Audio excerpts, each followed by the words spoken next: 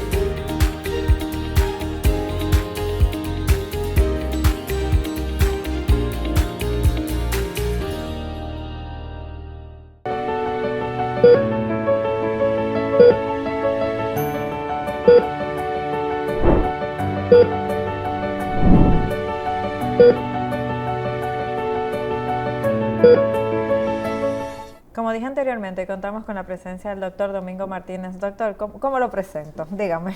Yo soy home club, así que dicen la gente que juega con pelota. Exacto. Yo soy de la casa, pero así mismo, Domingo Martínez, un amigo, un aliado de tu plataforma. Y siempre para mí es un placer compartir lo que nosotros hacemos día a día y tratar siempre de dejar ese valor agregado desde el punto de vista de salud, para educar, orientar, sacar dudas y que de alguna forma la gente pueda valorar lo que nosotros hacemos. Así que vamos a está esto. bien, yo te veo bien, Jessica, te veo entera, te veo bonita, sin una arruga, señores, todo. Eso no es cámara, y que el filtro allá. Esto se resuelve cogiendo una vida relajada, teniéndola bien relajada. Totalmente de acuerdo contigo.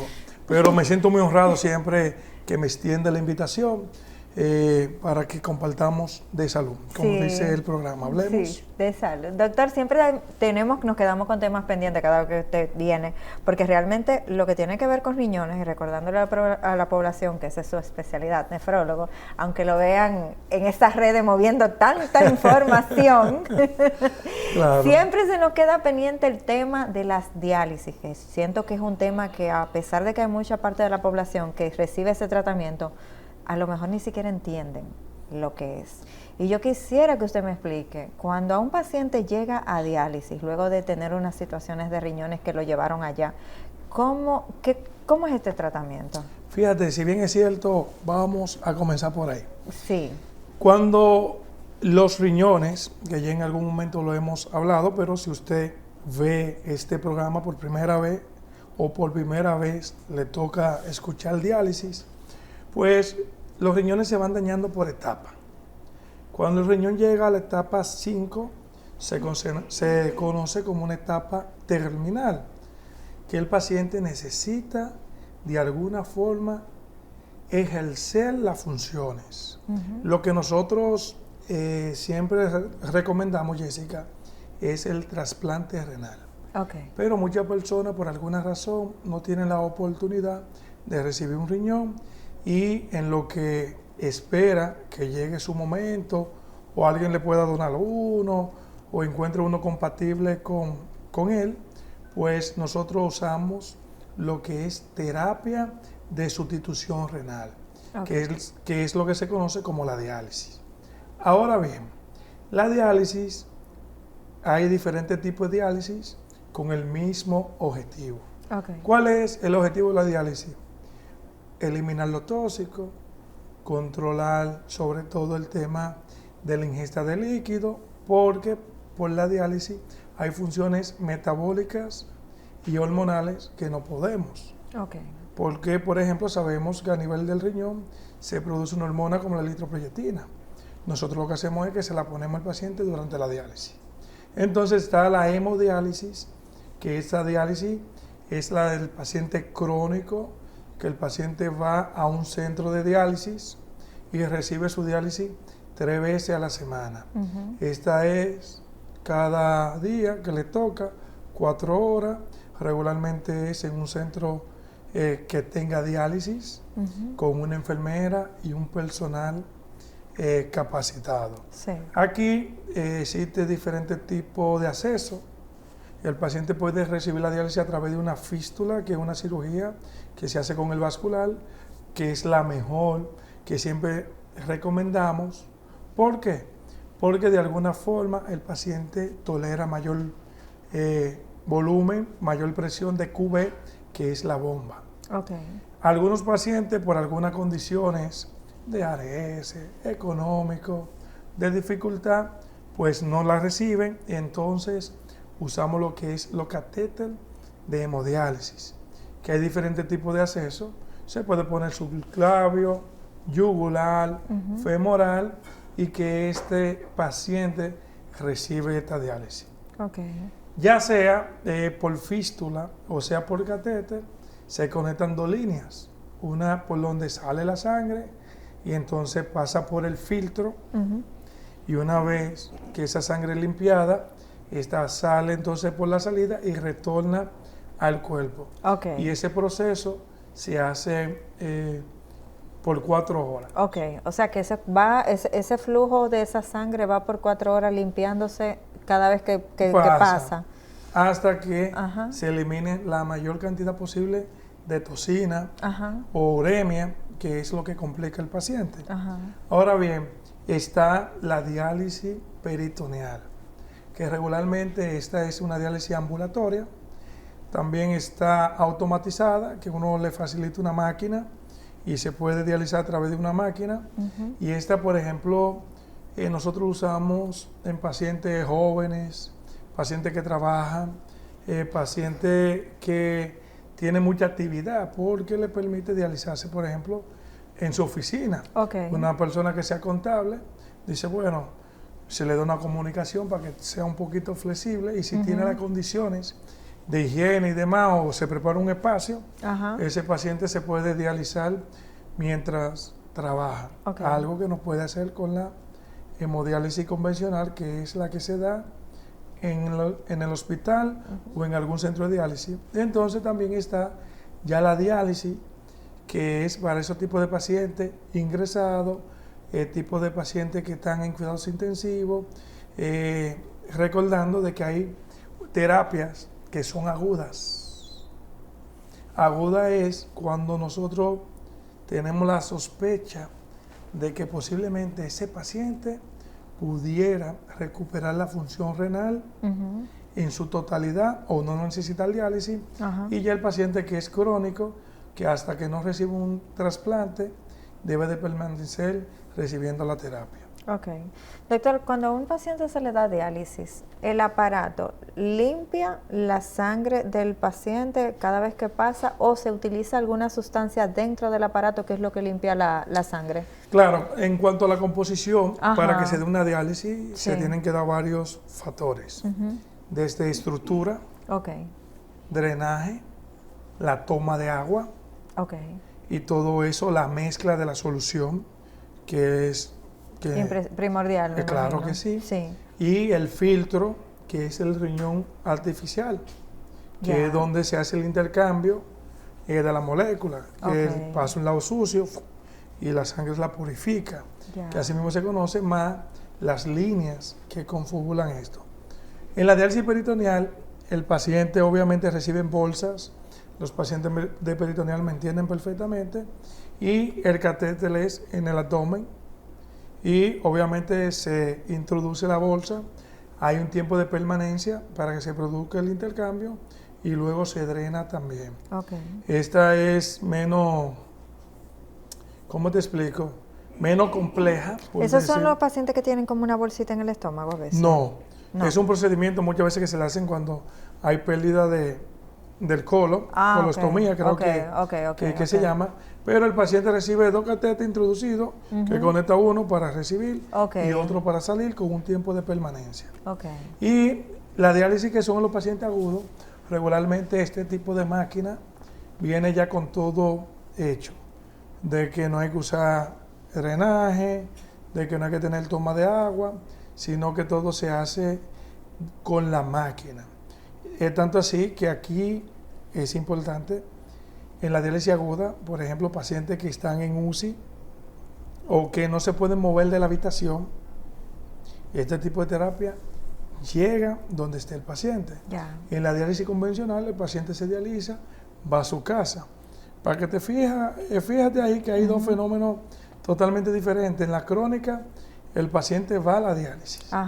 Pero en el que está luchando entre la vida y la muerte, la diálisis va al paciente. Entonces, esto es prácticamente lo que compone una diálisis. ¿Qué debe de saber la población en general? Que la diálisis no mata. Que la diálisis no es una cosa del otro mundo. Que la diálisis salva gente. Lo que pasa es que yo creo que la población, porque se ha visto los casos de pacientes que tienen situaciones de riñón, que se desgastan mucho, se ponen flaquitos, se ven como débiles, que pasa también con el cáncer. Entonces yo siento que hacen como una comparación de que los efectos secundarios de una diálisis y los efectos secundarios de quimioterapia son iguales en cuanto al físico del paciente. Y quizás ahí es que está la equivocación. Fíjate, lo que pasa, Jessica, es que hay una responsabilidad tanto del paciente como del cuidador. ¿Por qué? Los pacientes deben de saber que cuando se le ofrece la diálisis es porque la necesita. Y si buscamos videos anteriores, hemos hablado que los riñones tienen prácticamente 7 funciones principales, que son vitales para el cuerpo. Y una vez que el paciente no la reciba, se dejan de producir. El problema de muchos pacientes es que sopesando, socializando y corriéndole a la diálisis porque no conoce. Y porque no le duele. Exacto, totalmente de acuerdo. Tanto la diálisis no duele como la enfermedad que es por eso mismito, como no me duele, no estoy enfermo. Entonces, ¿qué pasa? Se deteriora mucho el paciente a la llegada de diálisis. Hay pacientes que te llegan a la consulta en febrero con una tasa de filtración en 19, en 18, 16. El paciente puede hacer su vida normal, sin embargo, prolonga el tiempo buscando segundas opiniones, que no está mal, buscando alternativas. Entonces pasan 8, 7 meses y muchas veces cuando decide recibir la diálisis, ya el paciente está muy deteriorado y hay poca cosa que hacer. Porque no es lo mismo que un paciente entre en el momento indicado, con una buena nutrición, un buen aspecto físico, obviamente le va a ir muchísimo mejor. Ahora bien, hay muchos pacientes, Jessica, que entran a diálisis y que se deterioran durante la diálisis. ¿Y por qué? Porque nunca nosotros debemos de olvidar el rol del psicólogo, el rol del psiquiatra.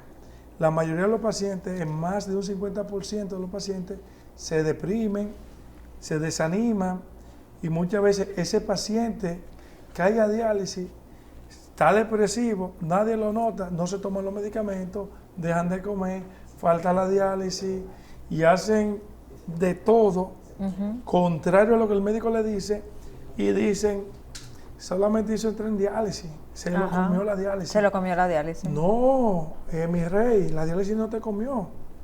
Tú dejaste de llevar las recomendaciones que nosotros como nefrólogos hacemos.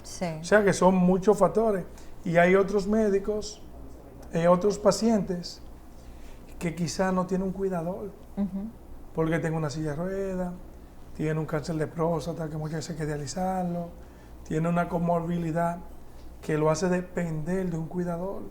Y falta la diálisis porque ese día no encontró quien lo lleve, quien lo acompañe, se dejó de beber medicamentos, Porque recuerda, Jessica, que el paciente renal sigue siendo hipertenso, Sí. sigue siendo diabético, ahora tiene un problema del riñón, pero a veces tiene un cáncer, a veces Siempre tiene otras tiene un cuadro. situaciones, le da neumonía, le da de todo, y ese paciente debería de mantenerse en la óptima condición. Sí. Entonces, lo que nadie dice es, y de ahí es que queremos siempre dejar eso como claro, es que hay una negación muchas veces, tanto del familiar, lo vemos a diario, como del propio paciente para recibir la diálisis. Doctor, Y muchos, sí, la sí. reciben, y no, yo nunca he escuchado, o no quiero pecar, Sí. pero no es tan frecuente decir, wow, doctor, mira, yo vine por acá a darle las gracias. Usted sabe, mi familiar murió porque él se entregó, ya él no se quiso dializar. No, le se responsabilizan de la muerte. Se dejó, Sí. claro. Doctor, ¿y usted no encuentra que a lo mejor si las enfermedades que tuvieran que ver con el riñón dolieran, la población le prestara más atención? Posiblemente sí, pero ¿cuál es la realidad? Que desde el Estado se siga trabajando el programa de prevención, Ajá. porque ya se sabe que lo que lleva al paciente a diálisis es la diabetes Y la hipertensión, que y la tenemos tenemos un montón. literalmente. Yo creo que el 90% de la población de la República Dominicana termina sufriendo de hipertensión. Totalmente de acuerdo. Si nosotros buscamos Ajá. la estadística, que ya siempre lo hemos dicho, Sí. el 70% de los pacientes que se dializan tienen esas dos condiciones. Y entonces, hablamos que los síntomas propios de la enfermedad renal aparecen muy tarde. ¿En qué debemos de enfocarnos? En los antecedentes. Exacto. Porque el problema no es que usted sea diabético, es que usted sea un diabético y que no esté controlado. Exacto. El problema no es que usted sufra de presión alta, es que no se tomen los medicamentos. En pleno siglo XXI, Jessica, hace poco en mi consultorio, un mes, Ujú. un paciente va, escucha esto, escucha, va, va el paciente que abandona el tratamiento de la presión porque él piensa en su mundo de ignorancia de que la pastilla de la presión le va a dañar los riñones. Ok. Eso es falso. Lo que te daña el riñón es no tomarte la pastilla de la presión, la pastilla de la diabetes. Hay gente que lastimosamente, Jessica, son diagnosticados hipertensos y no lo quieren aceptar. Pero sin embargo, para que no haya una confusión, la automedicación sí daña el riñón. Que otra porque confunden una cosa con la otra a veces. Totalmente de acuerdo. Eso de que, sobre todo los pacienticos mayores de edad, que a veces en buen dominicano, y lo digo de buena forma, tienen como los achaques. Ajá, los achaques. Entonces esa pastillita con mucha frecuencia para el dolor. No, que tengo un dolorcito, que tengo un dolorcito, que tengo un dolorcito. La automedicación que si tienen algún tipo de acidez, la medicación que si tienen algún tipo de dolor de estómago, en vez de hacerse un gropológico, de ir al médico, lo que hacen es que buscan cualquier cosa sin receta. Lastimosamente por la venta libre. En estos días, lastimosamente me llegó un paciente con daño renal. Y él tenía un año tomándose una caja, no voy a mencionar el nombre comercial, pero sí de diclofenac combinado con la vitamina neurotropa, complejo B. Complejo B, sí, para un dolor muscular. Exacto, y él todos los días se tomaba uno, porque él tuvo como un accidente, quedó como una secuela, y él duró un año. Bebiendo eso diario. Y todavía está en diálisis, y como no le duelen los riñones, pero él fue por otra cosa, era una lucha para convencerlo de que ese medicamento le estaba dañando o le dañaron los riñones, porque muchas veces por el uso de analgésicos y antibióticos se produce una toxicidad directa, que es peor que el paciente que es hipertenso, que el paciente que es diabético, que el daño va siendo lento, pero progresivo. Cuando es toxicidad directa, muchas veces de no tener nada, está en diálisis el paciente. Sí. Doctor, ¿y un paciente que esté en diálisis que se automedique, qué tanto daño se puede hacer? Yo le voy a preguntar siempre, porque usted sabe que somos una población muy creativa. No, y no le decimos la verdad al médico. Lastimosamente es así.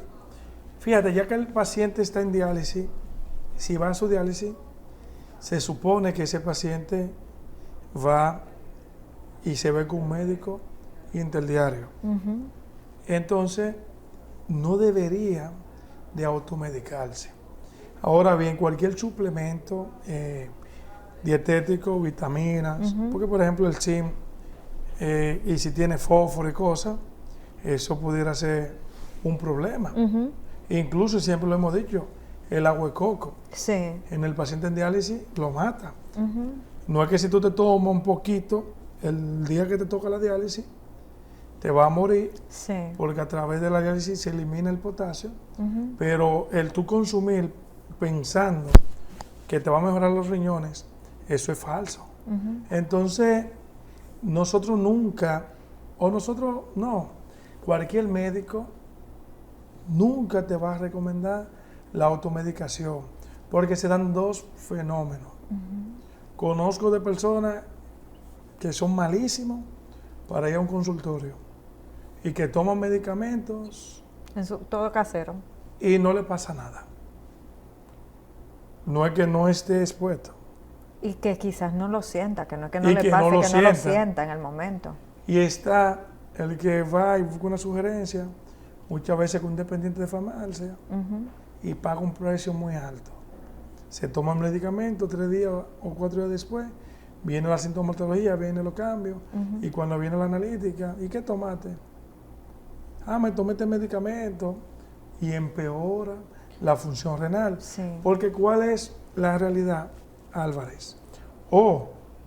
Que regularmente los pacientes que se automedican o los individuos que se automedican no conocen su estado de salud. Ni se hacen analíticas. Ni se hacen análisis. Entonces tú puedes tener un daño renal y no saberlo.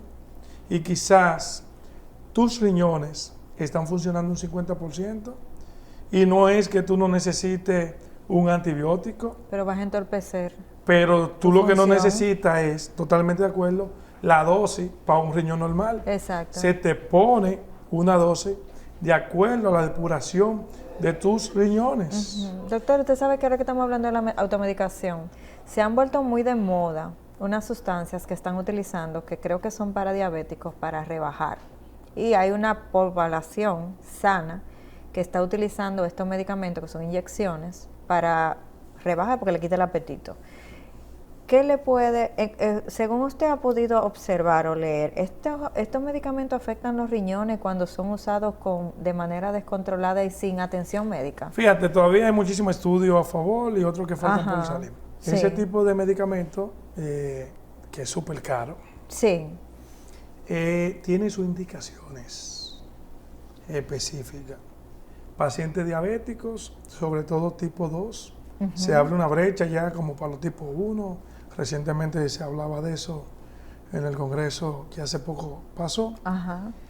Y que sean diabéticos tipo 2 y que tenga obesidad. Se sabe que ese tipo de paciente se beneficia ¿de qué? De ese medicamento. Porque no solamente rebaja de peso, sino también que disminuye los factores de riesgo cardiovasculares y se sabe que enlentece y que frena lo que es la proteinuria y que enlentece la enfermedad renal. En un grupo de personas, yo creo que algo que deben ellos de notar es que ese medicamento tiene pérdida de la musculatura de la masa magra. O sea, de la elasticidad corporal. Entonces se pierden masa magra, se pierde tejidos que son importantes, que luego ellos pudieran desarrollar un problema flacidez, eso es un envejecimiento precoz también por la flacidez. Totalmente de acuerdo contigo. Y pueden desarrollar algún tipo de complicaciones a nivel gastrointestinal. Y también algunos pacientes pueden desarrollar pancreatitis. Porque todo tiene su beneficio y desventaja. Realmente ese tipo de medicamento, cuando se lanzó, aunque creo que está como medio aprobado, pero tiene sus indicaciones, no se lanzó para bajar peso, sino para los pacientes obesos con mucho riesgo cardiovascular y que tengan diabetes tipo 2.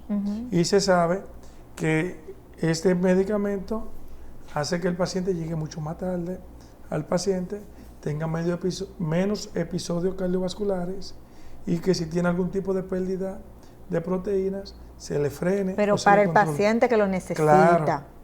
Ahora, tomarlo así, como conozco yo. ¿Qué está pasando? Por eso que se lo pregunto, porque se ha vuelto una moda, como se volvió en algún momento el mismo balón. Totalmente que por 5 libras alguien se metió un balón, que no lo entiendo. Entonces, por eso se lo pregunto. Yo digo, bueno. Porque eso me lo están entrando en el cuerpo. ¿Qué me puede producir? No, sin necesidad. Exactamente, porque ¿qué me puede fallar al yo ingerir un medicamento que no necesito? Totalmente de acuerdo contigo, porque muchos de esos pacientes, incluso, aunque están sobrepasados de peso, no caen en el peso para que se beneficie de ese medicamento. Yo siempre le digo a esos tipos de personas que son como adictivos, que conozcan, porque hay obesidad por problemas metabólicos, problemas de tiroides, problemas hormonales, ¿sabes? Muchas veces tú lo que necesitas es algo que te frene la tiroides que está descontrolada. Muchas veces tú lo que necesitas es algo que te controle la glicemia porque te está dando mucha hambre. Muchas veces tú lo que necesitas es una buena alimentación. Porque esos pacientes que son que les gusta todo rápido, también se cansan rápido y hacen síndrome de rebote, que es mucho peor que el que va con la dieta y demás. ¿Y no le ha llegado casos, doctor, de una paciente, sobre todo en mujeres, que vemos esto, que se hayan pasado un procedimiento quirúrgico estético y encima de eso se den esta dosis de estos medicamentos y tengan alguna situación en el riñón? Porque no, es que yo no, todavía no, pero Ajá. no dudes tú que en cualquier momento van a salir estudios. No, ya salieron de uno. Sí, bastante serio. Bastante serio lo que se leyó exactamente. Con pacientes que no se benefician de ese medicamento y que todavía lo usan. Entiendo. Doctor, tenemos en la parte de diálisis que usted me mencionó, regresando al tema, es que me desvío un poquito, pero fue que me quedé con eso haciendo ruido, de que el paciente tiene que recibir diálisis por lo menos 4 veces en la semana. 3 veces. 3 veces en la semana. Esa es la diálisis convencional. La convencional. ¿Por qué es que debe recibirlo, o sea, estos 3 días? ¿Eso tiene un protocolo ya establecido? Totalmente de ¿Cómo es acuerdo, esto? porque nuestros riñones, ¿cuántos días funcionan? No, todos los días. 24 horas, 7 días a la semana, los 365 días del año. Cuando los riñones dejan de funcionar, pues obviamente se sabe ya que para que un paciente se mantenga sano, estable y haga su vida normal, con 12 horas a la semana es suficiente, acompañado de una buena dieta, de un buen nefrólogo y de una buena diálisis. Porque la diálisis de más perjudica, la diálisis menos dosis también. Es importante que los familiares y los pacientes entiendan que cuando tú recibes diálisis, tú haces tu vida normal, pero con un estilo diferente. Porque la gente piensa que se le cae en el mundo encima por falta de conocimiento. Tiene que aceptar la enfermedad, tiene que recibir apoyo psicológico, pero tú sigues haciendo tu vida normal. De hecho, hay pacientes que se dializan y luego de su diálisis van a su trabajo.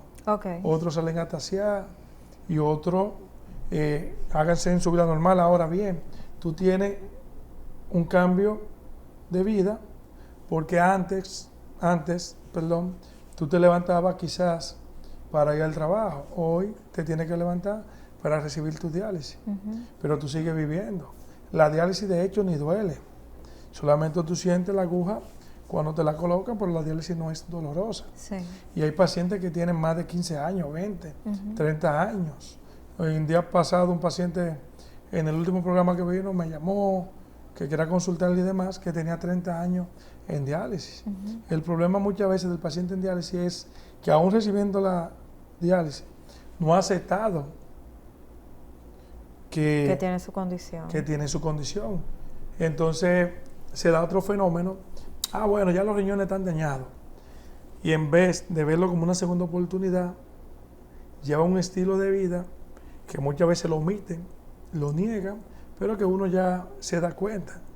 No se beben los medicamentos, beben líquidos de más, todo lo que no puede comer lo comen. Muchas veces no tienen el apoyo de la salud mental psicológico, porque quizá es importante que tanto el cuidador como el familiar lo conozcan la enfermedad, porque imagínate, si el paciente diabético de por sí y es un paciente de 40, 50 años y tiene una pareja, ya sabemos que lastimosamente hay una difusión erétil y la intimidad la afecta. Sí. Pero encima de todo eso es muy descuidado y se le dañan los riñones. Y muchas veces, si es hombre, el hombre le da mucha importancia a ese tipo de cosas y muchas veces no tiene con quién expresarlo. Pero si agarramos la pareja, lo agarramos a él, le educamos, lo orientamos, lo ayudamos con medicamentos, mejora. Si nosotros, ese paciente, logramos, tanto el cuidador, identificar qué es lo que lo puede poner en riesgo la vida, mucho mejor. Exacto. Porque una vez que usted tiene enfermedad renal crónica, usted tiene que conocer la enfermedad para saber qué lo puede empeorar y qué no. Sí. Pero para eso necesitamos, y siempre lo hemos dicho, un programa para el paciente renal, que uno manda al familiar a que reciba orientaciones, cómo se cuida ese paciente, cómo hay que llevarlo. Lo hacemos nosotros desde la consulta. Y muchas veces, a veces... Pero tiene que haber una constante, porque es que ese paciente va cambiando de un estado a otro. O sea, puede que llegue con algo leve, pero luego eso se puede ir agudizando. Exacto, de ahí es la importancia de que ese paciente automáticamente caiga en un programa de diálisis, necesite un nutricionista, necesite un psicólogo, necesite un nefrólogo de cabecera y que necesite un centro que le den la diálisis como la debe de recibir. Doctor, lastimosamente debemos irnos a la pausa, no sin antes dejarlo con la típica pregunta para después. Los hábitos como el tabaquismo, el alcohol, el uso de juca y el uso de sustancias no controladas en un paciente que esté en diálisis, ¿qué tanto pueden empeorar el caso? En breve regresamos con su programa Hablemos de Salud.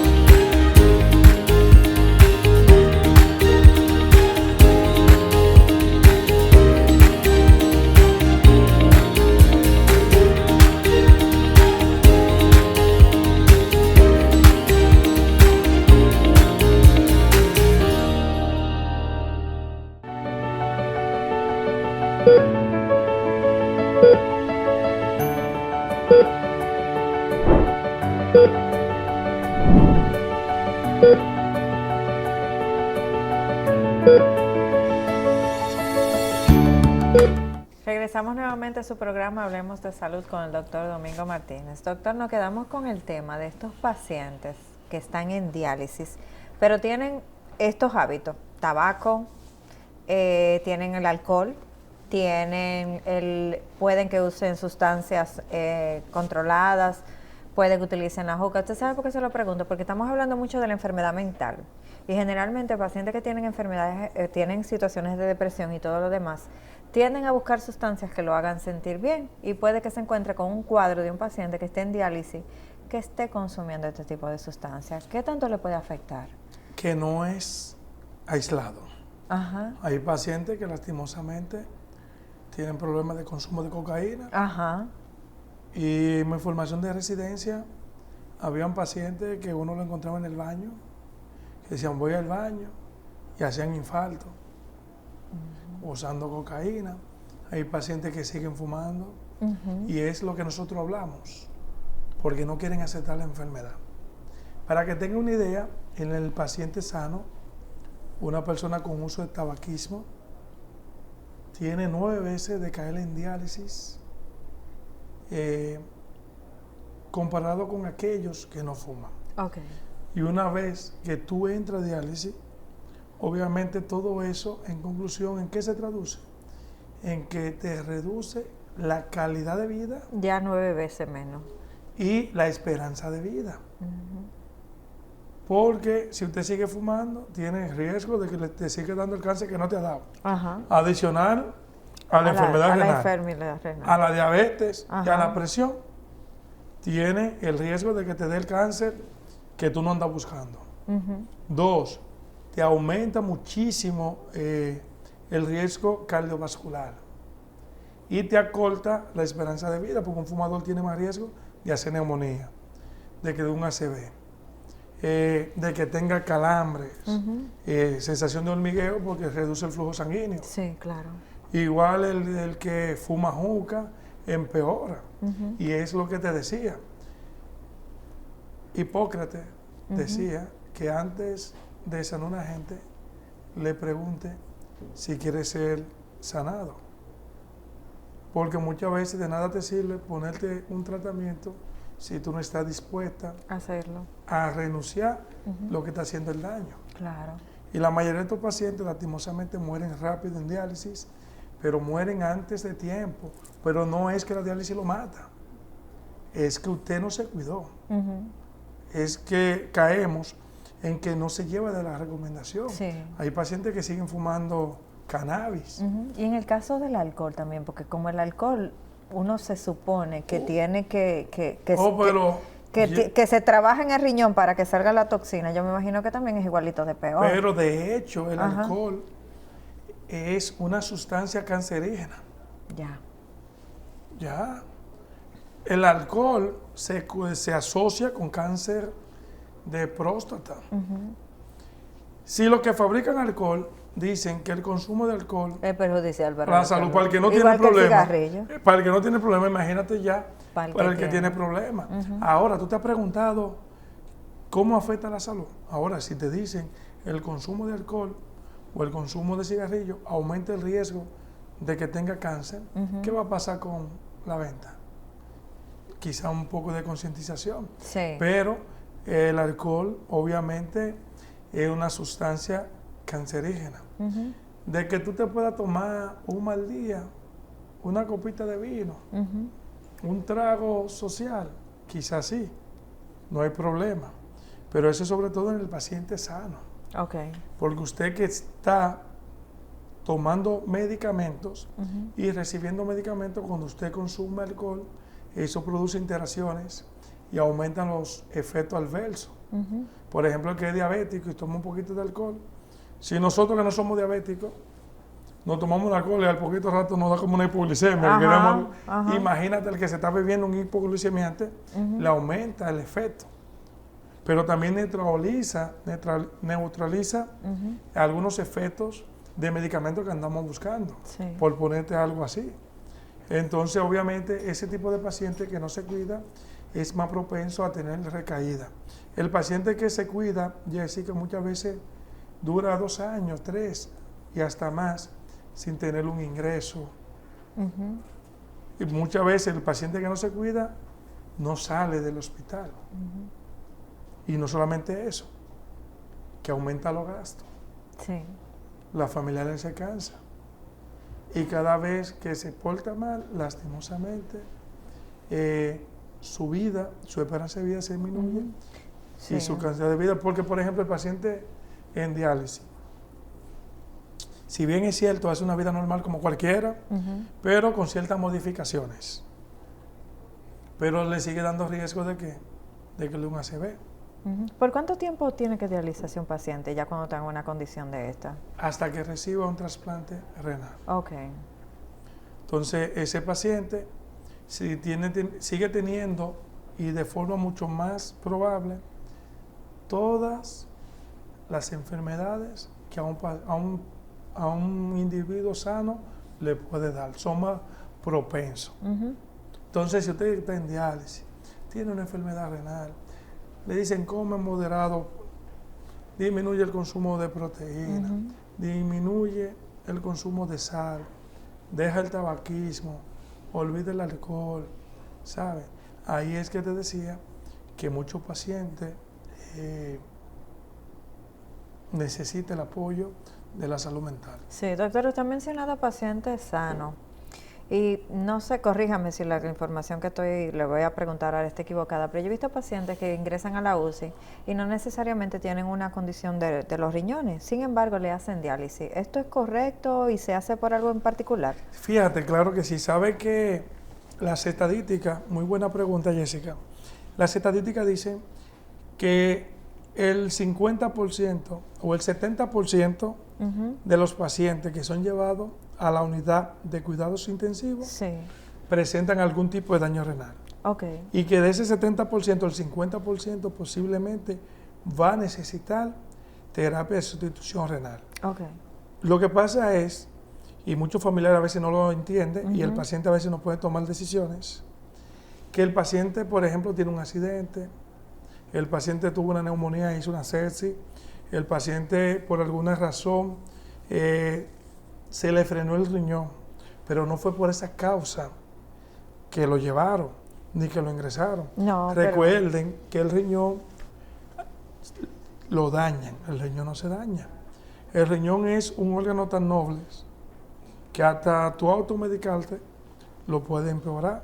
Ujú. Tu bebé de poca agua y experimentar deshidrataciones frecuentes puede disminuir la función renal.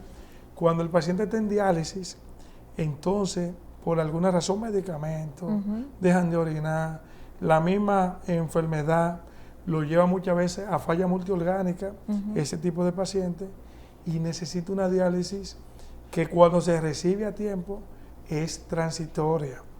Y ese tipo de diálisis que ahí, creo que al inicio de la conversación me preguntabas o hablábamos Ujú. de la diálisis aguda. Sí.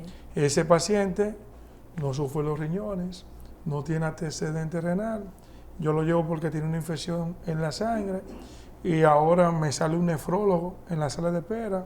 Usted es el familiar de Juan. Ah, mira, soy el nefrólogo, hay que dializarlo. ¿Cómo así dializarlo? No, pero es que nunca sufrió los riñones. No necesariamente tiene que tener un antecedente renal para que el paciente reciba diálisis. La realidad es que cuando ese tipo de paciente no recibe la diálisis, aumenta la mortalidad y aumenta el riesgo de que posiblemente dificulte que reciba un tratamiento óptimo. Ujú. Porque muchas veces el paciente dura 15 días, tiene 2 semanas, 3 semanas, hasta un mes en cuidado intensivo, y los propios antibióticos Ah, claro, y la misma claro, enfermedad claro. frenan el riñón.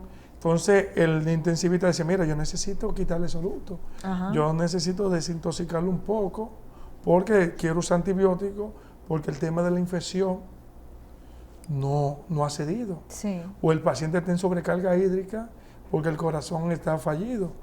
Ujú. Sobre todo muchas veces, ¿qué paciente necesita ese tipo de diálisis? Paciente cardiópata que tiene una insuficiencia cardíaca Ajá. y que muchas veces la creatinina está normal, pero el paciente está hinchado. Ajá.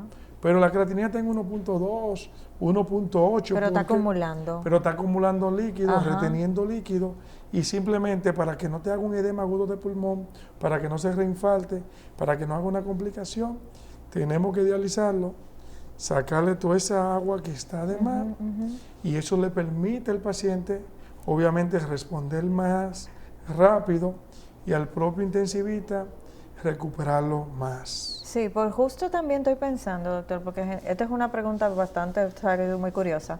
Pero un paciente, por ejemplo, que le da una ACV, sabemos que hay algunas partes del cuerpo que dejan de funcionar en el momento de recibir, de que está teniendo la ACV.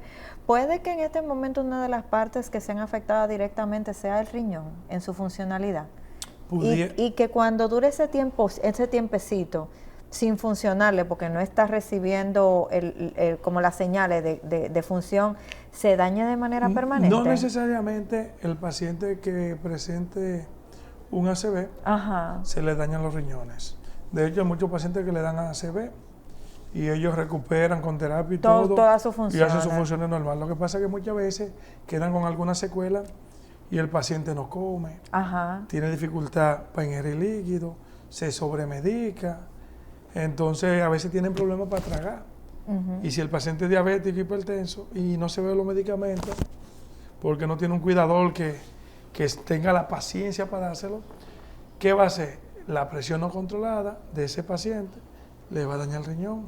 La diabetes no controlada de ese paciente le va a dañar el riñón. Entonces, como causa directa, no. Pero el paciente en UCI son... No, es que nada más la medicación que hay que tener, porque me imagino que orden de prioridad. La prioridad es sacarlo del cuadro donde sea rescatado de la UCI, pero entonces se van a dañar las otras cosas que no son prioridad en el momento. Totalmente de acuerdo. Porque estamos eligiendo. Totalmente de acuerdo. En el paciente crónico, que es el paciente que va al consultorio, la causa regularmente es la diabetes y la hipertensión. El paciente en UCI, no. Esas no son la causa. Son las sepsis. A veces que hay que usar mucho líquido y no responde, a veces son las medicaciones, a veces la propia condición porque se dan varios fenómenos en el paciente. Hay síndrome renopulmonar. Muchas veces el paciente, porque su función ventilatoria deja de compensar, afecta así el riñón.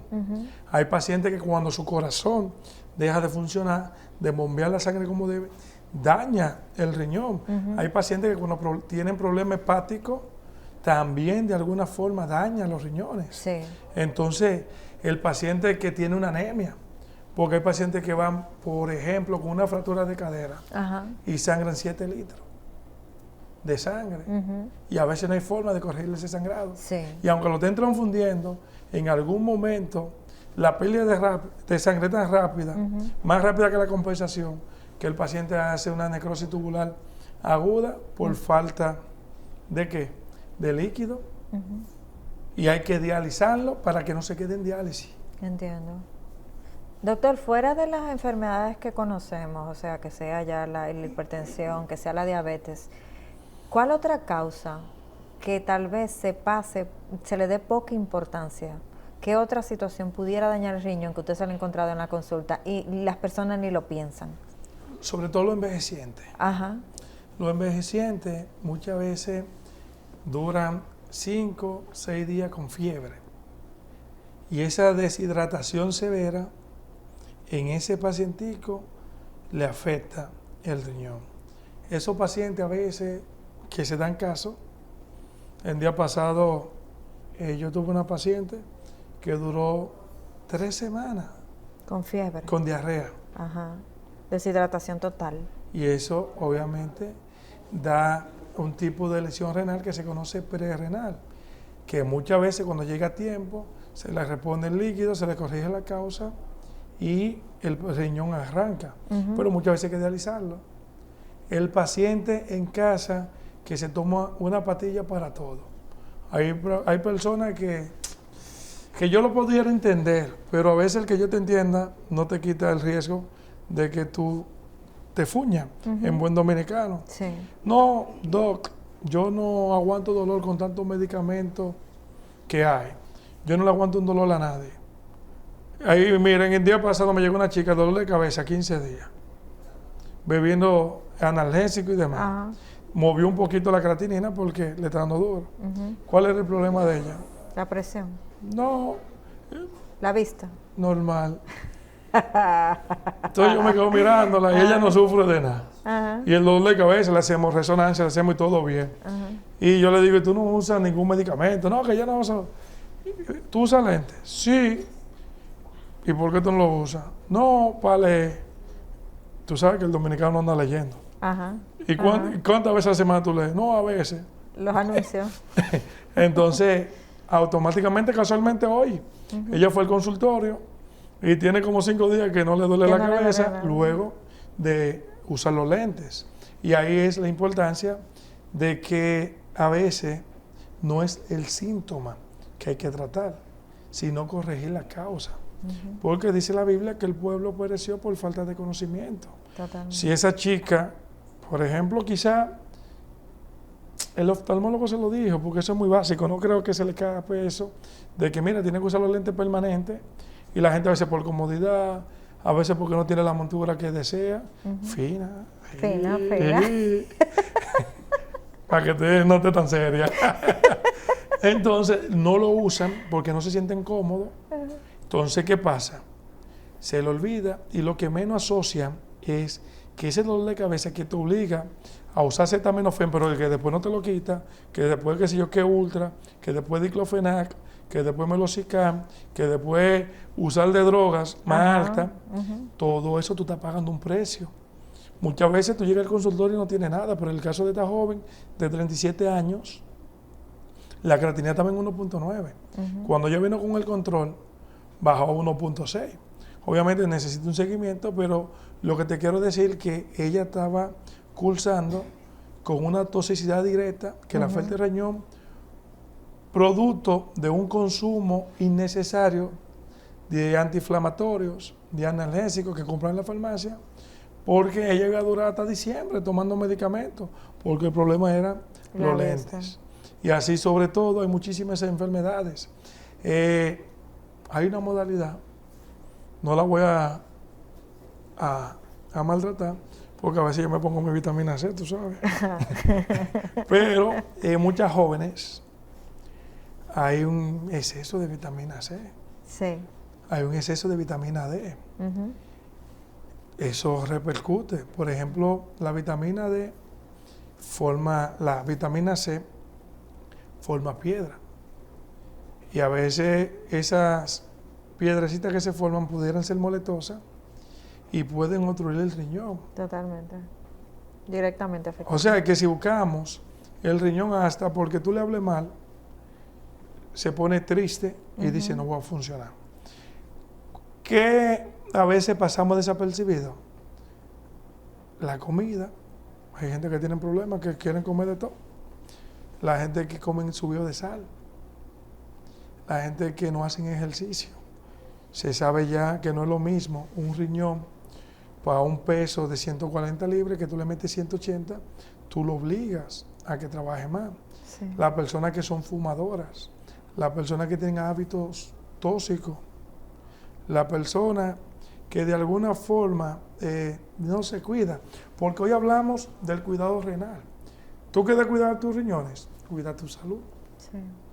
Cuando tú cuidas tu salud, tanto desde lo espiritual como lo físico, automáticamente tú de alguna forma cuidas todo el sistema que tenemos. Ejemplo, hay pacientes que no conocen la función de sus riñones y deberían. Quizás nosotros hacemos una encuesta y la persona no sabe. Llegan al consultorio, es un poco jocoso, pero es cruel, de que la gente va, porque hacemos medicina interna también, y van a un chequeo general. Y lo primero que le preguntan cuando van al nefrólogo también, ¿cómo está mi colesterol? ¿Cómo está mi triglicérido? En vez de preguntar cómo está mi creatinina, para que vea el concepto. Sí. No es que está mal preguntar cómo está tu colesterol, pero no hay una cultura de que cuando llegan, doctor, ¿cómo están mis riñones? Sin embargo, cuando hay problemas renal, hay problemas serios. Sí, doctor, lastimosamente ya se nos ha acabado el tiempo. Sin embargo, siempre tienen las cámaras para sus redes, que me imagino que la conoce todo el que ve este programa, pero déla por si acaso. Tan amable, Jessy. Yo soy muy sincera.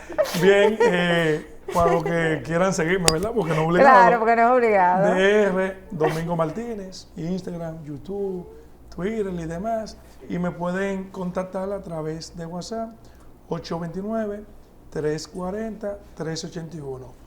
829-340-381. Y si me permiten, estoy en Santo Domingo, en la clínica Dr. Rodríguez Santos, Santo Domingo. Doctor, de verdad que un placer nuevamente tenerlo en nuestro programa. Aquí se habló de todo y sé que va a servir mucho la información. Esto ha sido todo por hoy en su programa Hablemos de Salud. Hasta un próximo encuentro. Se despide Jessica Álvarez.